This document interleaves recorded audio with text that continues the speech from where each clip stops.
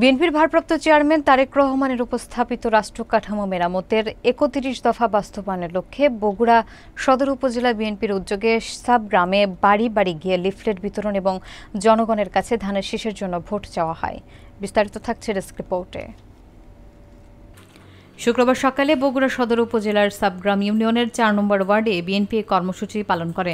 কর্মসূচিতে বিএনপির ভারপ্রাপ্ত চেয়ারম্যান তারেক রহমানের উপস্থিতিতে রাষ্ট্র কাঠামো মেরামত উপলক্ষে ৩১ দফা বাস্তবায়নের লক্ষ্যে জনগণের মাঝে লিফলেট বিতরণ করা হয়। ধানের শীষের জন্য ভোট চাওয়া হয়। লিফলেট বিতরণ অনুষ্ঠানে বগুড়া সদর উপজেলা বিএনপির সাংগঠনিক সম্পাদক আবু সালে নয়ন বলেছেন, একটি দল গণভোটের নামে আগামী ফেব্রুয়ারির জাতীয় সংসদ নির্বাচন বানচাল করতে চায় এবং তারা চায় না যে বাংলাদেশে গণতন্ত্র ফিরে আসুক কিংবা মানুষ তাদের ভোটের অধিকার ফিরে পাক।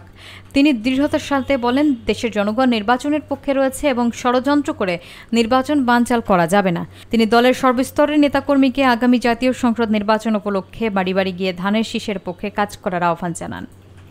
এ সময় উপস্থিত ছিলেন সাবগ্রাম ইউনিয়ন বিএনপির সাধারণ সম্পাদক সাইদুর কবির সাজু, সাংগঠনিক সম্পাদক হায়দার আলী, সদর থানা বিএনপির আইন বিষয়ক সম্পাদক মাহফুজ আর রহমান মাসুদ, সাবেক মেম্বার নজরুল ইসলাম সহ আরো অনেকে। বিশেষ করে মহিলারা বলতেছে যে খালেদা জিয়ার কোনো বিকল্প নাই। বিশেষ করে বগুড়াতে খালেদা জিয়া মহাজননী, ওনার পক্ষে আমরা আছি। এ যাবত আমরা ভোট দিয়েছি। হালকা ধানের শীষ মার্কা ভোটের অনুরোধ করতেছি, দাবি জানাইতে। শহীদ জিয়াউর রহমানের এলাকা, আমরা ধানের শীষে ভোট দেব আগামী বগুড়ার উন্নয়নের জন্য। ওয়ার্ডের পুরো ৪ নম্বর ওয়ার্ডে বিভিন্ন দলে বিভক্ত হইয়া সবার